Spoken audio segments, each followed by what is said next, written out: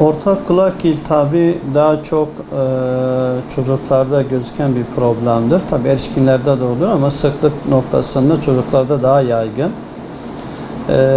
Bu kulak iltihabı genellikle geçiş mevsimlerinde, kış aylarında daha çok sık ortaya çıkıyor.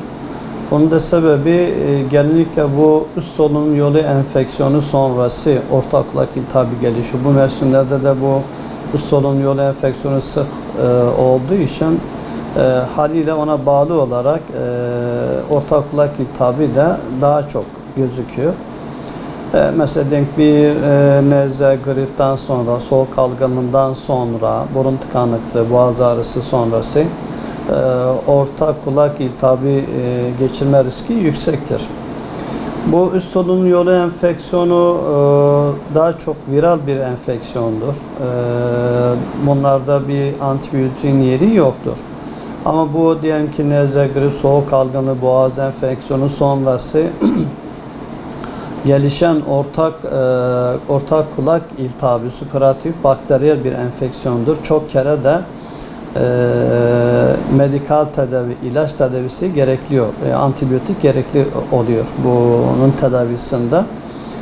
Tabii bunlar yatkınlık olarak diyelim ki bu üst solunum yolu enfeksiyonu ne kadar sık geçiriyorsa, soğuğa, kirli havasız, kirli hava ortamında çok sık bulunanlarda bunlar bir de genetik olarak, yapısal olarak bir yatkınlık olan çocuklarda bu ortak kulak iltihabı daha sık gelişiyor. Tabi iltihap sonrası ağrı, ateş ve tabii ki işitme kaybı bariz bir şekilde oluyor. Çok kere bunlar kendinde nadir de olsa kendiliğinde çok kere medikal ilaç tedavisi sonrası bunlar toparlanıyorlar. Eski haline geliyor. Geçici o işitme kaybı, kulak ağrısı genellikle geçicidir bu tedavi sonrası. Kalıcı hiç olmuyor mu? Oluyor. Kalıcı bir işitme kaybı gelişebiliyor mu? Olabilir. O da nedir? Bir komplikasyon gelişirse, diyelim ki bu sık ortak kulak iltihabı sonrası kulak zarında bir kalıcı delinme gelişirse ve da iltihabın verdiği bir zarara bağlı olarak iç kulak, işitme siniri, iç kulak sıvısı zarar görüyorsa bunlarda kalıcı işitme kaybı gelişebiliyor. Ve de diyelim ortak kulak iltihabı sonrası superatif akut ortak kulak iltihabı sonrası bunlar kronik bir iltihap ve dönüşüm oluyorsa bu seröz otitis media dediğimiz daha farklı bir tabloya dönüşebilir. O da daha çok çocuklarda gözüken bir problemdir. Eğer bu tabloya da dönüşürse, seröz otitis media dediğimiz bir klinik bir seröz tabloya da dönüşürse bunlarda da kalıcı bir işitme kaybı gelişebiliyor. Tabii bu kalıcılığı şöyle, onun da kendine yönelik bir tedavisiyle, ilaç tedavisi olmasa ameliyatla ve kulağına tüp takmakla bunlar da geçici olmuş oluyor ama ortak kulak iltihabının bir sonucu olarak bu tabloda gelişebilir.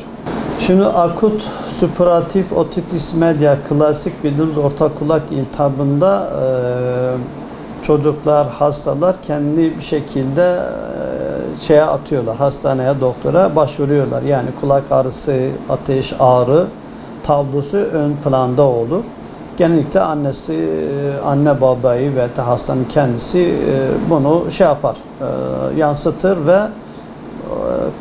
rahat bir şekilde doktora başvuruyorlar. Ama bunun komplikasyon olarak diyelim ki gelişirse, yani bu seröz otite dönüşürse, farklı bir iltihap çeşidine dönüşürse, bu daha sinsi seyrediyor. Yani ortalıkta bariz bir ağrı yok, bariz bir işitme kaybı yok. Belki bir dolgunluk olur, o da çok anlamlı değil. Ama daha çok işitme kaybı gelişiyor. O da tabii çok birden kendilerini ifade edemiyorlar. Yani normal kabul ediyorlar ve de anne babadan dikkatlerini çok çekmiyorlar. Eğer herhangi bir çocukta bir işitme kaybı şüphesi anne baba olarak bunu hissedebiliyorlarsa, tahmin edebiliyorlarsa, öyle bir kanatları varsa mutlaka bir KBB uzmanına başvurmaları lazım. Tabii okulda da bu işitme taraması, işitme kaybı var mı yok mu, okul çocuklarında da bu tarama yapılıyor. Bazen ondan da geri dönüşüm oluyor bize. Orada da tespit ediyorlar. O taramada bir işitme kaybı varsa tespit ediyorlar. Kendi uzmanına, KBB uzmanına yönlendiriyorlar. Geldikleri zaman hakikaten bakıyoruz çok kere o orta kulak iltihabı, serüz otitis media dediğimiz o tablo var. Genellikle o tablo var. Ona yönelik de biz de dediğim gibi yani ilaç tedavisi olmasa ikinci bir tercihimiz ameliyat, basit bir ameliyat. Ameliyatta bunlar genellikle geçici oluyor. Koruyucu anlamında bu iltihap geçirmemelerin noktasında işitme kaybı açısında şüphelendikleri zaman mutlaka bir işitme taramasında ve da uzmanına başvurmak lazım. İkinci bir husus her şey koruyucu hekimlik her zaman ön plandadır. Ona yönelik olarak da beslenme hususu çok önemli. Yani hazır yiyecekler, içeceklerden sakınmaları lazım. Soğuk, asitli içeceklerden uzak durmaları lazım. Geçiş mevsimlerinde, kış mevsiminde üşütmeme noktasında dikkatli olmak lazım. Su tüketimi her zaman önemli. Ona dikkat etmek lazım. Çıkartma dilini çıkartma. Abi bakın. İşlerine bakıyoruz. Tamam. Bu da aynı. Tamam.